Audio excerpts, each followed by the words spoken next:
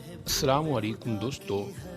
آج ہم آپ کو تحریک لبیک پاکستان کے بارے میں مکمل معلومات دیں گے۔ تو دوستو برائے کرم یہ ویڈیو آخر تک ضرور دیکھیے گا۔ دوستو یہ تحریک سن 2015 میں غازی ملک محمد ممتاز حسین قادری کے شہید ہونے کے بعد معرض وجود میں آئی۔ اس تحریک کے سربراہ امیر المجاہدین حضرت علامہ حافظ محمد خادم حسین رضوی رحمۃ اللہ علیہ ہیں۔ دوستو اس تحریک کا مقصد سیاست کے ذریعے دین اسلام کے قوانین کو ملک پاکستان میں نافذ کرنا ہے اور دشمنان اسلام کو منہ توڑ جواب دینا ہے، جبکہ باقی سیاستدان مخالفین اسلام کو منہ توڑ جواب دینے کی بجائے ان کی بھرپور حمایت کرنے لگے۔ یہاں تک کہ اسمبلی میں یہ بل بھی پاس کرایا گیا کہ غیر مسلم قادیانی ہمارے بھائی ہیں۔ تو یہ بات اسلام کی حقیقی ترجمانی کرنے والی تحریک لبیک پاکستان پر ناگزیر گزری۔ تو دوستو اس تحریک نے ملک بھر میں پرامن ریلیاں نکالنے کا اعلان کر دیا، اور دوسری جانب جبکہ اسلام کے خلاف چال چلنے والے اپنی گھٹیا سوچ پر ہی برقرار رہے اور وہ باز نہ آئے، تو اس تحریک کے سربراہوں کی طرف سے 6 نومبر 2019 میں لانگ مارچ کرنے کا اعلان کر دیا گیا،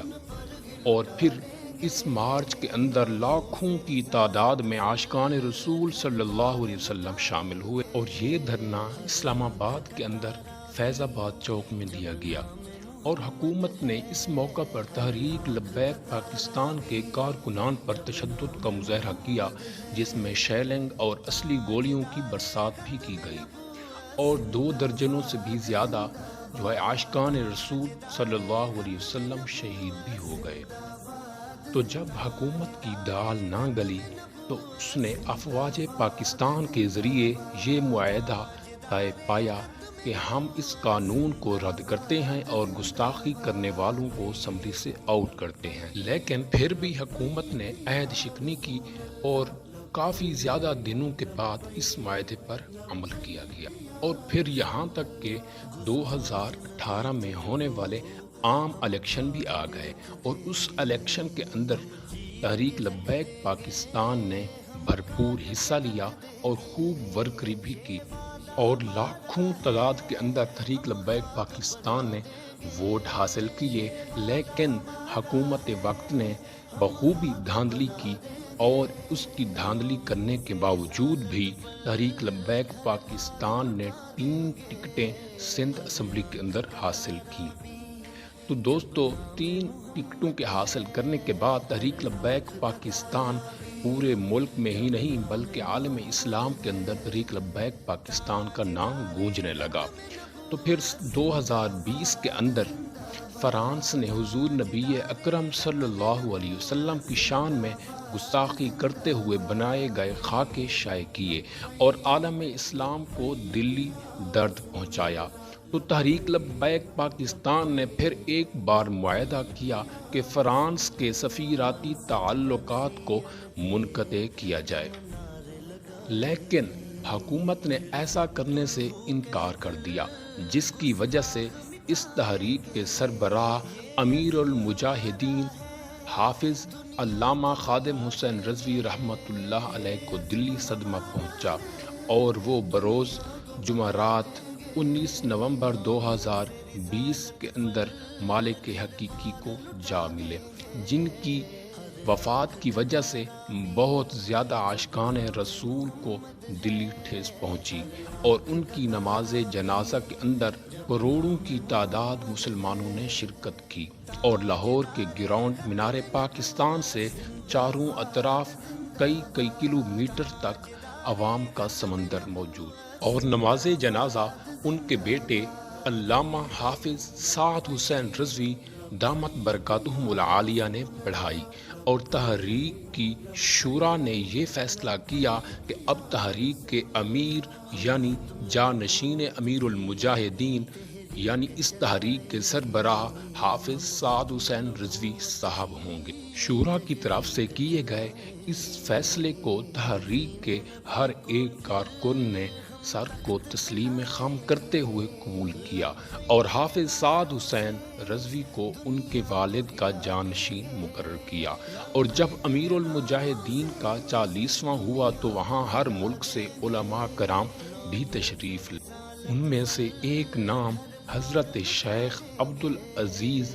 شامی جو کہ ملک شام سے تشریف لائے دامت برکاتہم العالیہ ان کا بھی ہے، اور انہوں نے تحریک کی حمایت کا اعلان کرتے ہوئے یہ فرمایا کہ اے سعادتوں والے سعد، ہم آپ کے ساتھ کھڑے ہیں۔ اور 40ویں کے بعد تک حکومت نے یہ سمجھا کہ اب یہ تحریک سو گئی ہے، لیکن جب علامہ سعد حسین رضوی نے ایک جمعے پر یہ بیان کرتے ہوئے فرمایا کہ اگر تم نے سفیر ملک بدر نہ کیا تو ہم سفیر کو نکالنا بخوبی جانتے ہیں، تو حکومت نے پھر یہ معاہدہ کیا کہ 16 فروری تک ہمیں ٹائم دیا جائے، تو تحریک کی شورا نے اس فیصلے کو منظور کیا۔ لیکن پھر بھی حکومت عمرانی نے عہد شکنی کرتے ہوئے کہا کہ ہمیں 20 اپریل تک ٹائم دیا جائے، اور اس بات کو خود وزیر اعظم عمران نے ٹیلی ویژن پر بیان کیا، تو پھر تحریک یہ بات بھی مان گئی۔ تو جب 20 اپریل کے آنے سے پہلے چند دن حضرت علامہ سعد حسین رضوی صاحب نے یہ بیان دیا کہ جو تم نے ہم سے معاہدہ کیا تھا اس کی ہم تمہیں یاد دہانی کراتے ہیں، 20 اپریل قریب ہے۔ تو حکومت نے